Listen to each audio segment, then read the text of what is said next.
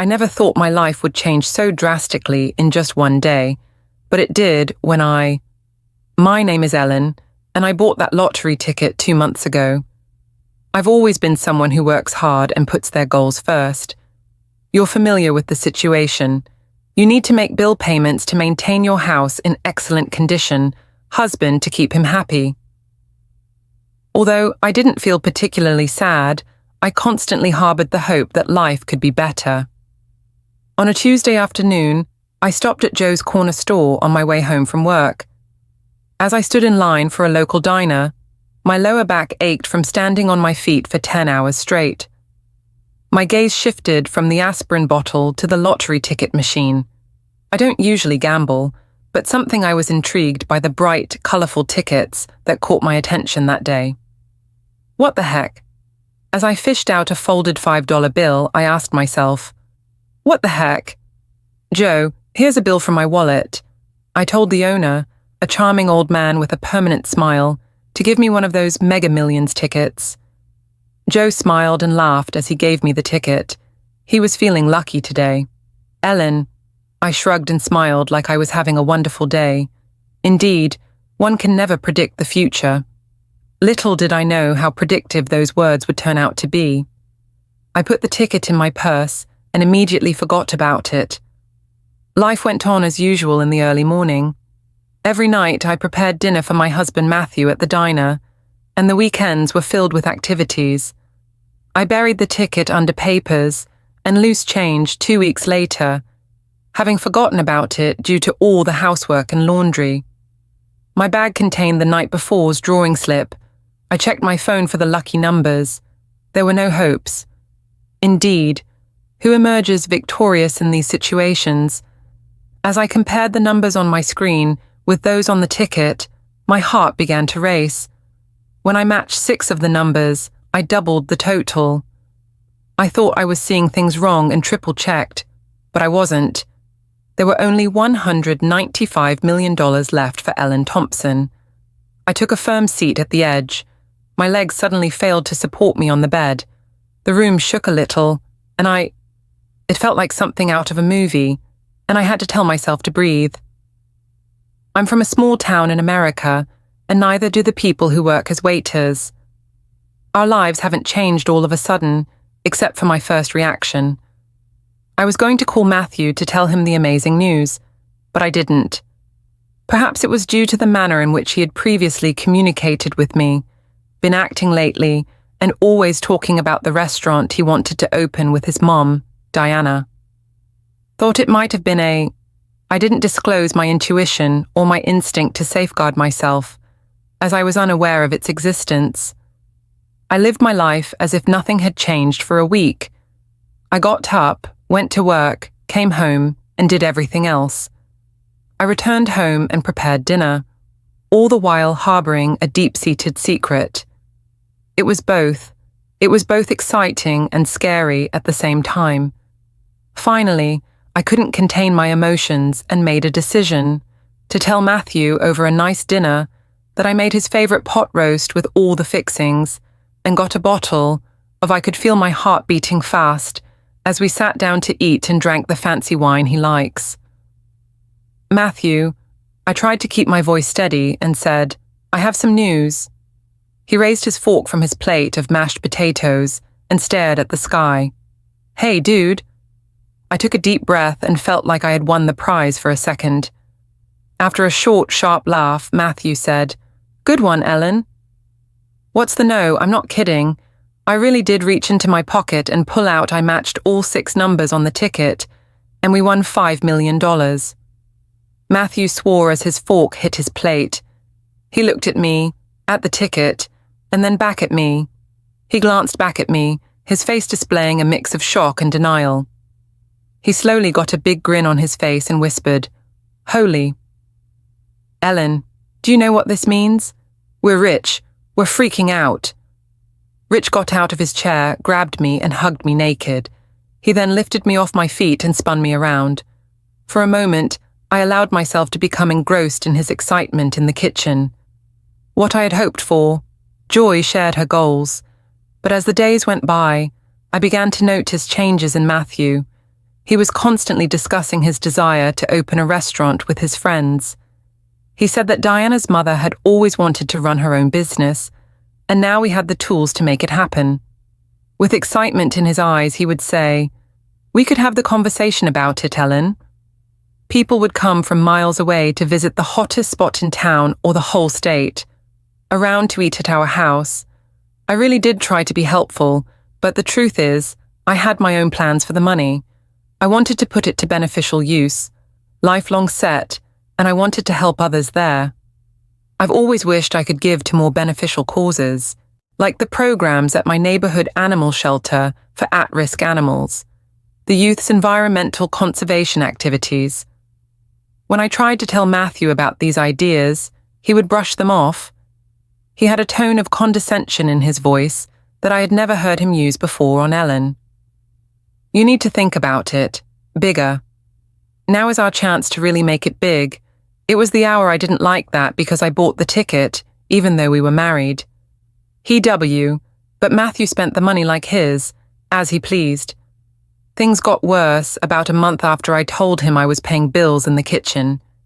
I guess when Matthew came in, waving a piece of paper, I got it all figured out," he said, slamming the paper on the table in front of me. "Here's the business plan to open a diner. We'll need about $5 million for the building alone. We need to hire people and get equipment, but once we're up and running, we'll be making a lot of money." I look at the paper, then I told Matthew, "Quiet down," and I gave him $5 million. That's a lot of money to risk on a new business. His face fell, then rose again. "Risk? What are you talking about?" "Ellen, my mom and I have planned this for years, so we're prepared. I'm sure you do too," said without taking a side, "but opening a restaurant is always risky. No, I think we should be careful with this money, no matter how well you plan. Maybe start out small." Matthew cut him off. "Rising, Ellen. We have $95 million. Why the hell not?" "Would you like to start small?" I asked him. It was the smart thing to do. Don't misunderstand.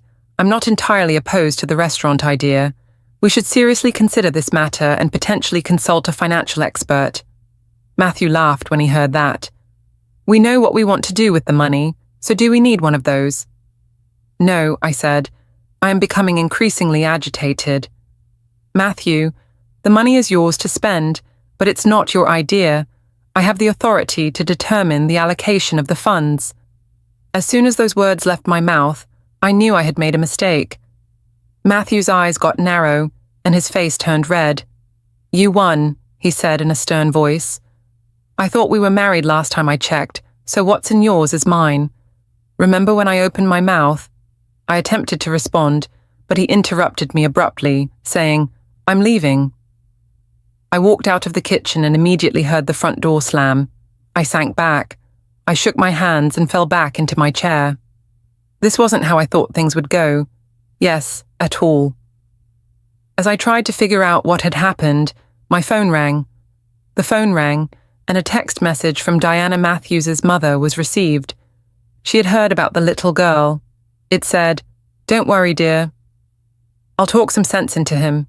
We'll get it." This was taken care of. I looked at the message and felt a chill go down my spine. Diana and I had different ideas about sorting things, and as I looked around, I felt like winning the lottery might change the kitchen in the home I'd built with Matthew over the years. I had no idea that things were about to get much worse. It turned out to be the worst thing that had ever happened to me. The days after my fight with Matthew were, to say the least, tense. He'd come home late that night, stinking of... He was drinking beer and swearing under his breath. I pretended to be asleep, as I wasn't prepared for another fight, but I couldn't resist. I couldn't get rid of the feeling that something important had changed between us. Matthew had always shown a strong desire to learn.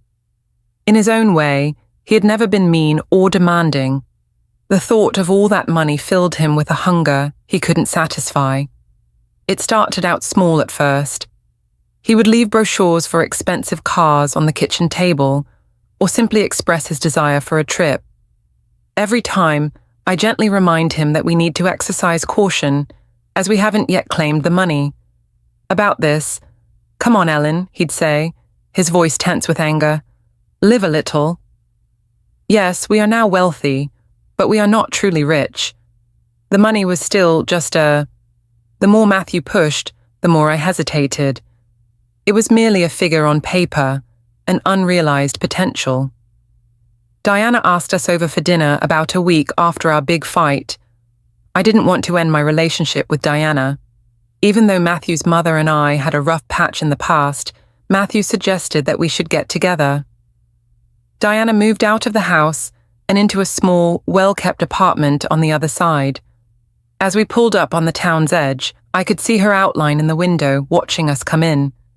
As soon as we stepped inside, Diana hugged me tightly and filled the room with a cloud of flower perfume. Ellen, my dear, absolutely loved her fake nails. I cut a little into my back. "It's wonderful to see you. We have a lot to talk about." Talking about dinner was awkward. Diana had made all of Matthew's pot roast, mashed potatoes, and lasagna were some of my favorite foods as a child.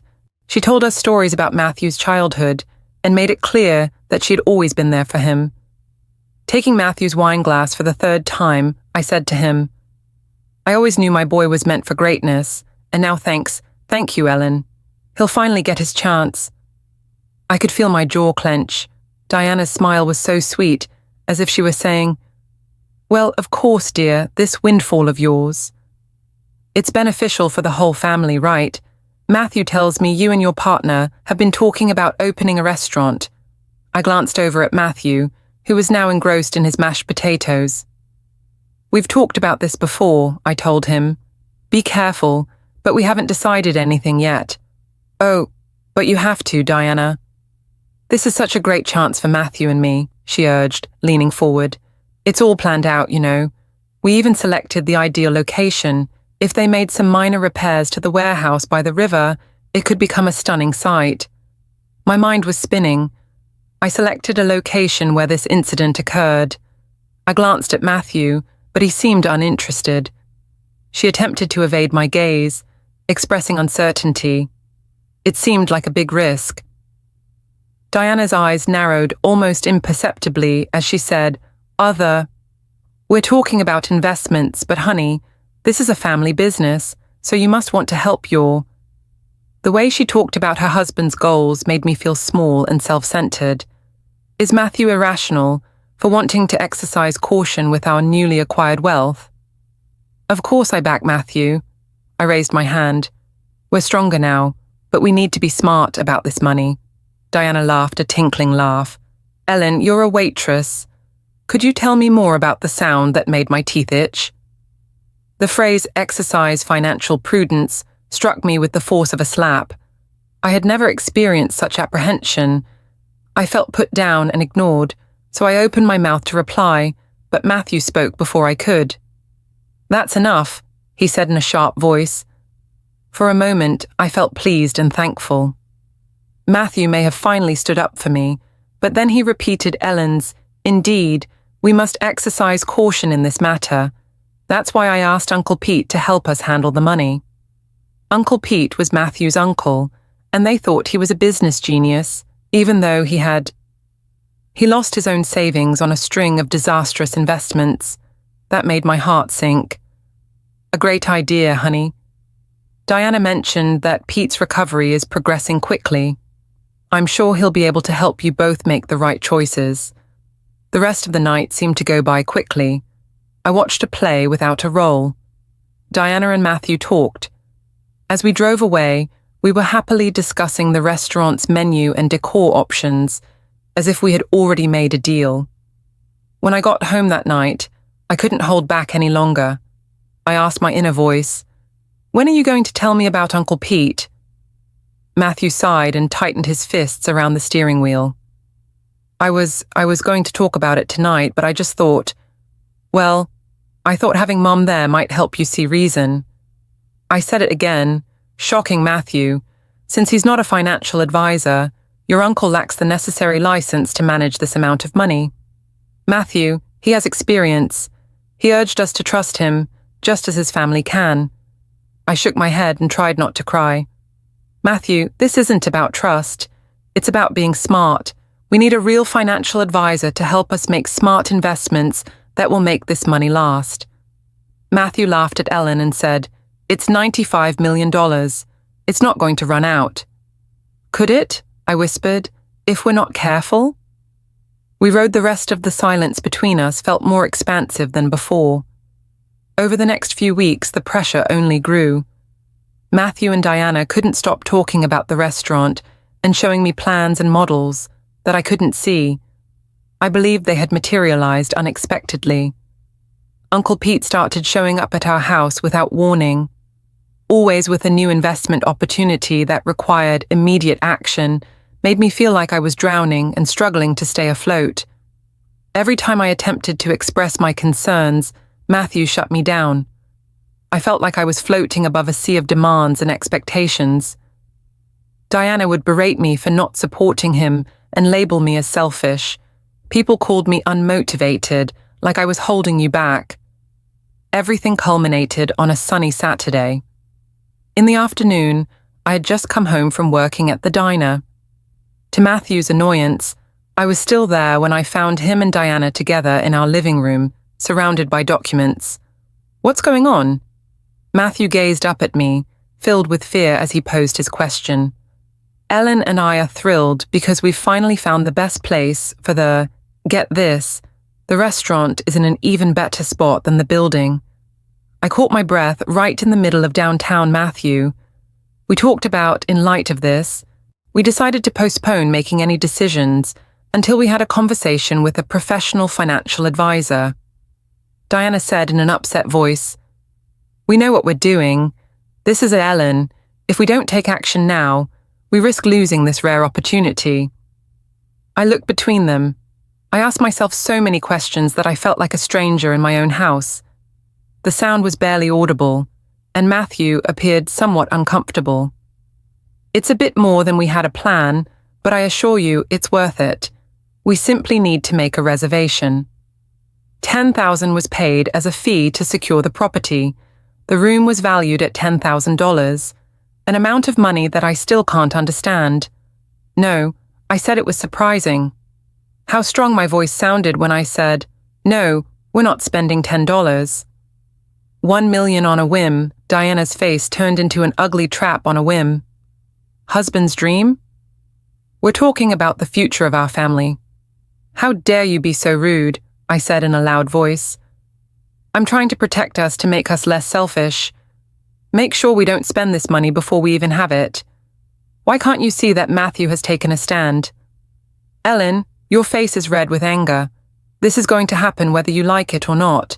I already called the lottery commission, and we're going to collect the money on Monday." I experienced a profound sense of unease. I knew you would try to hurt me before you even spoke to me. "Stop me," he said, not looking at me, but this is for the best. "Ellen, you'll see." As I observed Matthew and Diana's determination, it broke my heart to know that this was the case. This was just the start. The requests would keep coming in, getting worse and worse, and if I didn't figure out a way to stand my ground, at that point I would lose everything, not just the money. I decided that I would no longer let them pick on me. This was my big win. I would keep it and myself safe no matter what for the next few days. Matthew and I hardly spoke as the days went by in a fog of stress and barely contained rage.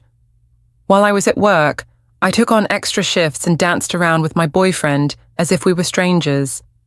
To avoid being at home, I went to the diner. While it wasn't the optimal decision, at least I was at Joe's. During one of these late shifts, I heard something that made me feel like I still had some power over my life. It made my blood run cold. I was clearing a table near the back of the diner when I heard a voice I knew.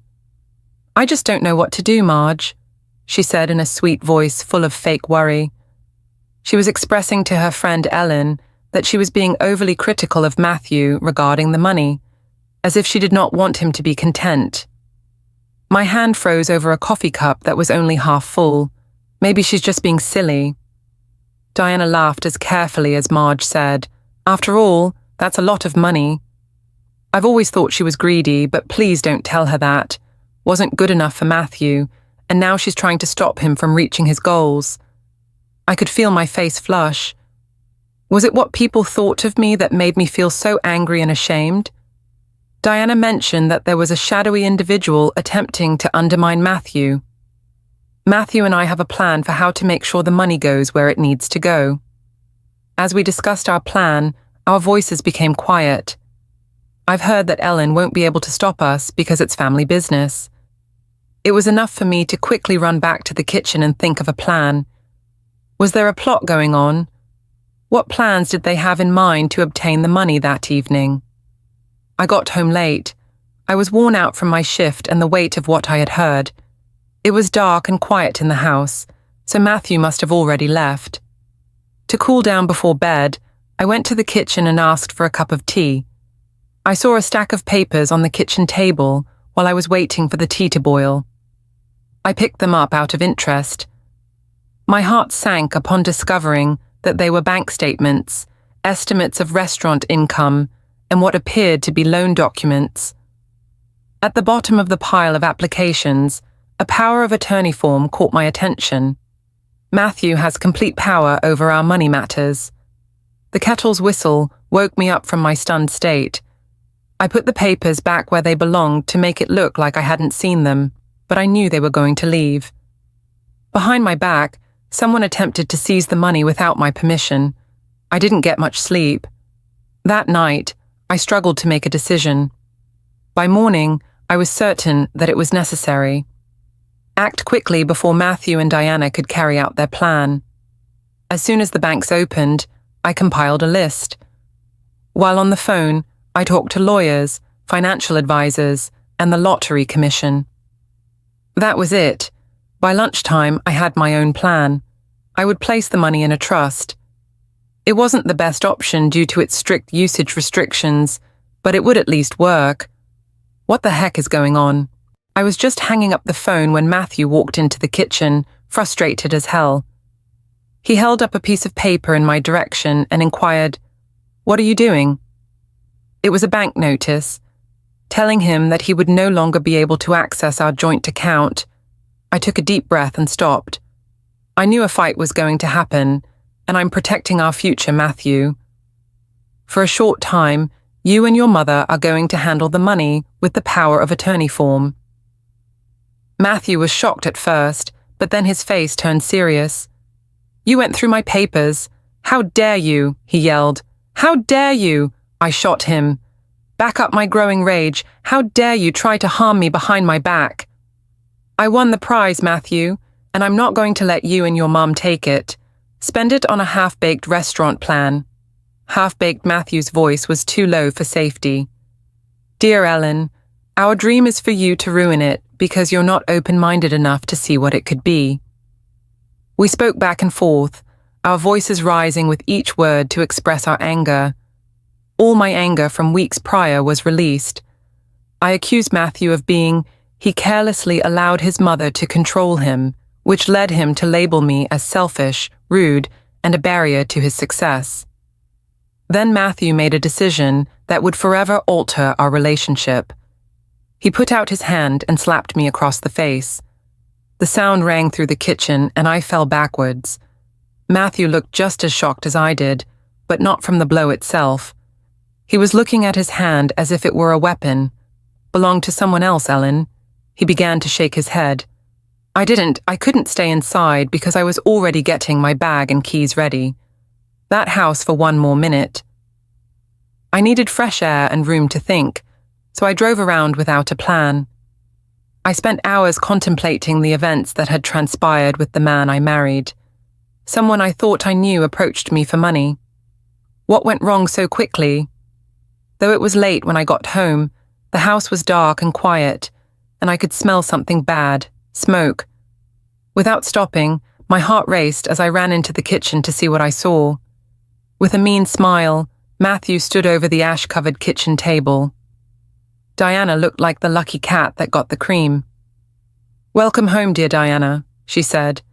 I looked more closely at the ashes on the ground. Her voice was full of fake sweetness. "We've taken care of your little problem."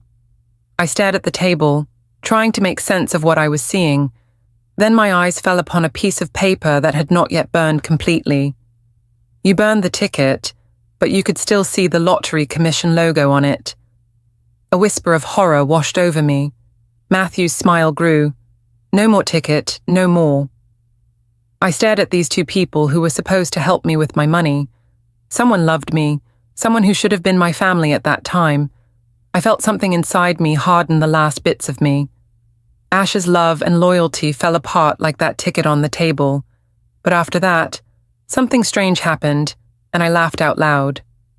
Matthew and Diana's smug expressions fell flat, replaced by a laugh that turned into a full-on guffaw. You idiots caused me to become perplexed, which I experienced intermittently amid fits of laughter. What's so funny? Matthew inquired, his face flushed with fury. I straightened up. I wiped tears of laughter from my eyes and realized that the ticket you just burned was a fake. After that, there was a stunned silence that bordered on comedy. Diana's mouth moved back and forth like a fish out of water. Matthew's face lost all color. What do you mean, fake Diana? He finally asked. I smiled and felt calm come over me. I mean, it wasn't the real deal. Did you really think I'd leave $95 million lying around the house? The ticket has been in a safe deposit box at the bank for weeks. Seeing the horror on their faces as dawn broke was almost worth all the pain and worry of the past few weeks. But the bank said no. Matthew stammered out, "The notice is all part of the plan," to which I agreed. I knew you were planning something, so I set up a trap for you, which you easily walked through. I turned to leave, stopping at the kitchen door to take one last look at them. Oh, and Matthew. This is my declaration of independence. I want a divorce because when I left that house, I felt better than I had in years. I knew the road ahead wouldn't be easy. Matthew and Diana will engage in legal battles, engage in physical altercations, and make numerous attempts to obtain the money. I felt lucky for the first time since winning the lottery, not because of the money, but because I had the strength to pass. I understood the importance of standing up for myself and fighting for what was right, any lottery win. That night, as I left the house and left Matthew and Diana in shock in the kitchen, I felt a strange mix of emotions. Relief, of course, and all the weight, finally. It got worse as the weeks turned into months and the court case took forever. He kept his word and fought me every step of the way. He stated that he was my husband. He accused me of hiding assets, trying to trick him, and planning the entire thing. But Patricia was worth every penny because she meticulously disassembled each one.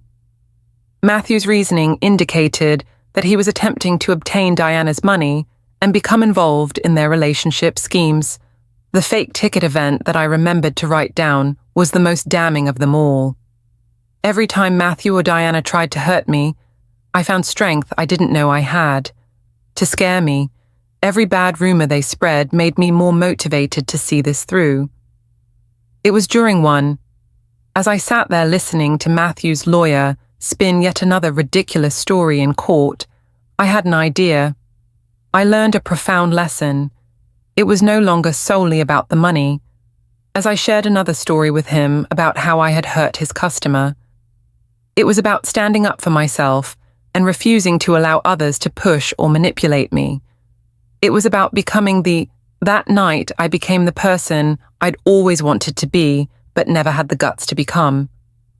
I was sitting in my small room and looking out at the lights of the town I had lived in all my life for the first time. I took some time to really think about the future, not just the court case, but also what would happen after that. What did I want to do with my life? How could I make the most of this unforeseen wealth? I notice a difference when I reflect on the young girl I once was, full of hopes and goals that fell short. Along the way, I thought about other women like me who were stuck in situations where they didn't feel like they had any control or say. A thought started to form slowly. The next morning, I told Patricia I wanted to set up I told her right away that I was going to start a fund to help women in. to give people who are in abusive relationships the tools and support they need to start over. After a pause, Patricia laughed and said, "You never cease to amaze me, Ellen. Make it happen." As soon as I hung up the phone, I had a strong desire to. The situation remained unclear and loomed ahead. The court case with Matthew was still going on, and I knew there would be more. There were hurdles ahead, but I was excited about the future for the first time in a long time. Diana and Matthew might throw anything at me next, but I was certain of one thing. I had discovered my voice. I'm never going to be quiet again. The truth that awaited me beneath the ashes of my old life was more than just an opportunity. It wasn't about a disastrous marriage or a plane ticket. It was about finding my own worth. As the weeks progressed into months, I recognized that as the ultimate reward. From afar, I saw Matthew and Diana's carefully built world start to fall apart. It wasn't all of a sudden failure, but a slow, unstoppable falling apart that seemed to get worse every day. The first, there were cracks in their social position. Our small town has always appreciated a good rumor, and initially, Matthew and Diana were no exception. They tried to control the story by making themselves look like the victims, the loving husband and mother-in-law. I was lied to by a spiteful wife, but as news of our court cases spread, thoughts started to change, as they always do in a town like ours. I remember the day I first noticed it. I heard a talk between two women while I was buying fresh food at the local farmers market. Known as Diana's Bridge Club friends, one of them was saying in a low voice, "Can you believe what that woman did?" I got ready for her to try to take over her husband's family, but she wasn't quite bad enough. It's shameful. I expected a lot of abuse, but to my surprise, the other woman simply shook her head. "What do you know, Mary? Have you seen the court papers? It looks like Matthew Diana was the one who hit his wife to take advantage of him." I quickly moved on because I didn't want to eavesdrop any further, but I couldn't help but smile a little. As I spoke, the truth was finally beginning to come out. For Matthew, his fall from grace was possibly the most dramatic. He'd always been proud of being a well-liked member of the society. Local Boy did make things right, but as more information about his behavior came to light, people stopped respecting him. The frequency of inviting people to neighborhood events decreased due to minor issues. People who used to smile and greet him on the street now crossed to the opposite side to avoid him. This led to whispers. We were no longer praising him, but rather criticizing him. The turning point came about 4 months into our court case. Matthew had been working at his dad's car lot, a job he had always seen more as a birthright than a duty. On duty, I encountered Tom's father at the grocery store one day.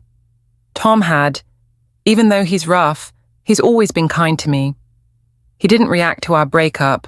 The burden of secrets and lies lifted off my shoulders, but I still felt a great deal of fear, sadness, and doubt. When I got to Sarah's house, my best friend from high school, she took one look at my face and knew what was going to happen. Without saying a word, she pulled me into a hug. We sat on her worn-out couch, and I told her the whole story. Diana manipulated the situation to satisfy the increasing demands, leading to the final confrontation. Led to me leaving. Sarah listened without talking, and when I left, she looked shocked and angry at me. When she was done, she softly squeezed my hand and said, "Oh, Ellen, I'm so sorry you've been. I hate you have to do this alone, but I admire your strength in standing up for yourself. Thank you." Sarah's face turned determined as she said, "I just don't know what to do next. You need a competent lawyer right away. You require not just any lawyer, but the top divorce attorney in the state." With that much money on the line, Matthew and Diana won't give up quickly. The next morning, she was right, of course. We began making calls very early in the morning. It took all day, but by evening, I had a meeting with Patricia Hendrick, a divorce lawyer who is known for taking on tough cases involving famous people. The next day, I sat in Patricia's fancy office and felt small and out of place. But as soon as she spoke, I knew I had made the right choice. Mrs. Thompson Patricia spoke in a clear and concise manner. I want you to know that this isn't going to be easy. Your husband and his mother have a volatile relationship. People are going to fight hard for every penny. But if what you said is true, we have a viable case. I nodded, I may seem confident, but I'm not sure if I fully understand what we need to do first. Patricia leaned forward, her eyes wide with worry. First, we need to get that ticket. You need to be somewhere completely safe that your husband can't reach. We spent the next few hours traveling. When I left Patricia's office, I had a clear idea of what I wanted to do. We had discussed a variety of strategies and legal jargon, which left my head spinning. I had a plan of action and a small bit of hope that I might be able to get through this. The next few weeks were I started the divorce process, moved out of the house, and into a small room. I was in the process of receiving my lottery winnings while I awaited Matthew's reply. I didn't have to wait. It hadn't even been a week since my departure when I received a call from an unfamiliar number. I should not have answered, but I did. Ellen Matthews' voice was a mix of anger and sadness. "Hurry up, we need to talk. You can't treat me this way." I took a big breath. I couldn't catch my breath. "Matthew, there's nothing to talk about. It's over." He laughed and said, "It's not over until I say it's over. You think you take my money and run. I will fight you until the bitter end and inform everyone of your fraudulent and dishonest nature." His words hurt, but I didn't back down. "Go ahead," I said, my voice more steady. I felt like telling them anything would make the truth come out in the end. I hung up, my hands shaking, but I could feel a spark. I stood my ground and didn't let him pick on me, which gave me pride. As time passed, I started to adjust to my new life. I quit my job at the diner. I didn't need to keep working right now, and I really wanted some time to prepare for my upcoming court case with my old boss, Joe. He told Ellen, "I'm sorry to see you go, but I understand. Take care of yourself." As I turned in my apron for the last time, I heard, "Don't be a stranger. I will always be your friend here." His words had a profound impact on me at a time when I felt alone. Even though everything was changing, it was comforting to know that some things, like the warmth of old bonds, would always be there. As a matter of fact, not everyone was as welcoming as word had spread. It seemed like everyone in our small town knew about my lottery win and breakup with Matthew.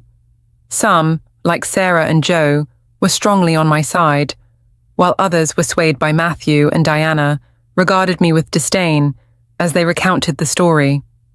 I tried not to let it worry me, but some. There were tough days, like the time I ran into Diana at the store.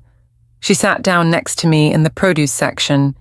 She presented a feigned expression of apprehension to Ellen, my dear, and repeated it loudly enough to be audible. Someone close told me, "I'm so worried about you. Matthew says you've been acting strangely." "Is that all?" Yes, I knew she was trying to hurt my reputation by making me look like I was unstable. I wasn't going to play her game among the people. "I'm fine, Diana," I said, keeping my voice low. "Honestly, I've never performed better. I apologize for the interruption, but I had to leave." She spat behind me while I held my head high. It was a small win, but it felt good. "Matthew," which surprised me. He approached me, looking uncomfortable but determined. "Ellen," he said in a low voice, "I'm sorry for what my boys did to you. It wasn't right. I was shocked when he did that." "Thank you, Tom." I was able to express how much that meant to him. Agreed, then thought for a moment before saying, "I let him go from the dealership. Having someone like that work for our business, family or not, because he left." Among other things, I was sad for the family that was breaking apart. I feel sorry for Matthew, but mostly I feel vindicated because actions have consequences. Matthew was finally coming to terms with the fact that Diana's fall was slower but no less painful. She had always assumed the dramatic role of the town's leading lady. Every social club and charity was affected, but as Matthew's image declined, so did hers. To tarnish by association, the issue arose during the annual charity gala, which she has overseen for the past decade. I wasn't there. Sarah, who had been my eyes and ears in social circles I no longer frequented, confirmed that it was there. Sarah told me over coffee the next day that it was painful to watch Diana get up to give people in the room were saying that half of them were staring at her when it was time.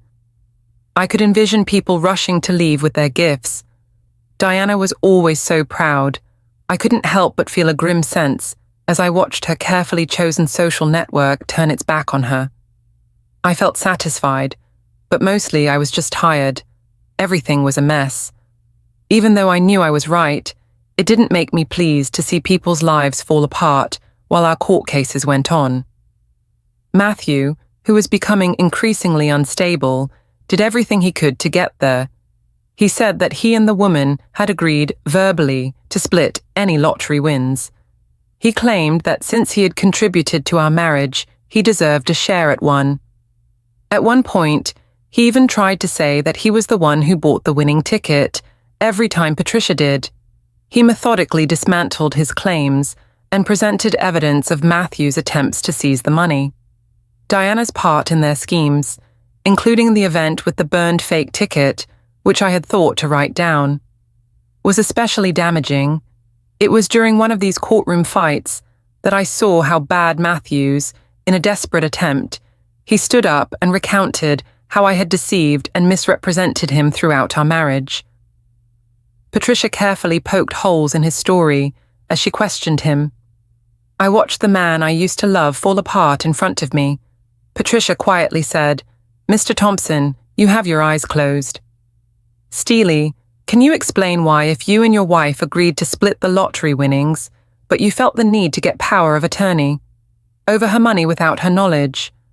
Matthew's face turned pale, and he looked wildly around, first at his La and then at Diana was in the hall, looking for help but not finding any. He slouched in his seat and mumbled, "I don't know." Patricia was pressured to clarify that there was no such deal, and that you tried to take control of money that should have been your wife's. The courtroom was dead quiet. Matthew sank in defeat, and he whispered something so quietly that the judge had to hear it. Ask him to say it again. When we left the building that day, I didn't feel thrilled. There was no joy in Matthew's shame, only deep sadness for what might have been, and relief that it was all over. Uncle Pete is about to deliver the final blow to Matthew and Diana's reputation. The financial person they said they would trust with my lottery wins was arrested for running a Ponzi scheme. News quickly spread throughout our small town, and suddenly, Matthew and Di's plans took a dramatic turn. Promoting with a lot of energy took on a scary look, and people who were on the fence now looked at me with new eyes. Realizing that my decision to not donate my winnings to such a plan was no longer perceived as selfish, despite Matthew and Diana's level-headedness and reasonableness, the revelation was the final blow to their social life. Standing, Diana resigned from her roles in various groups and clubs, citing a need to prioritize her health.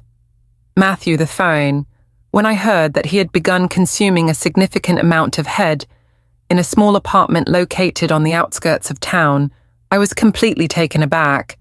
Because my life didn't go as planned, I was sad. I loved Matthew and valued him.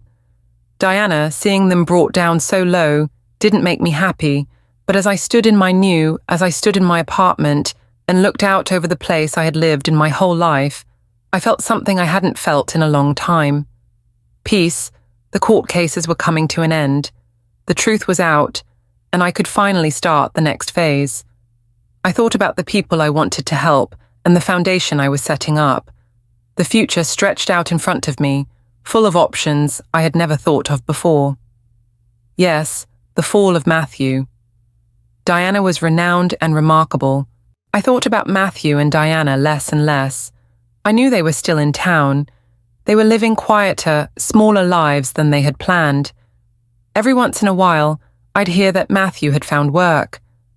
Diana, a former mechanic, began gardening, but their lives no longer intersected with mine, and I felt a sense of displacement.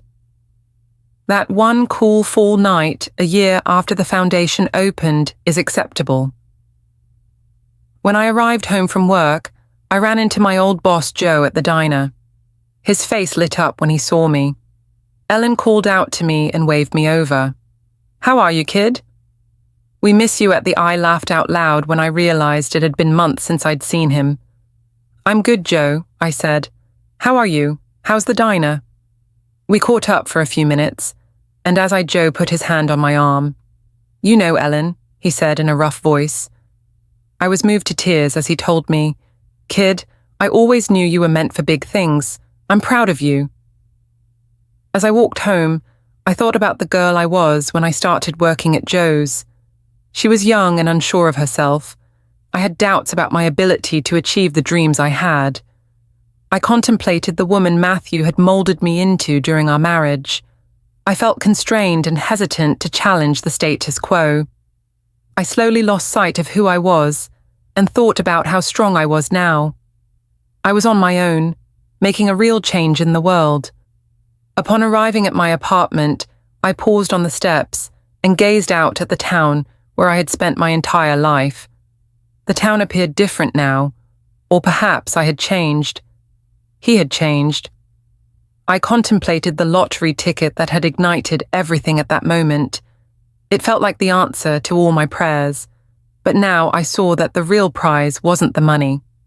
To become the person I was always meant to be, I needed to find the strength to stand up for myself. I climbed I smiled as I ascended the stairs to my apartment. Tomorrow would bring new difficulties. There were new chances to help others and grow, and I felt truly ready for the first time in my life. I was ready for anything. A woman took the place of the girl who had impulsively purchased the lottery ticket. She discovered something far more valuable than the millions of dollars she had found herself, the largest jackpot ever.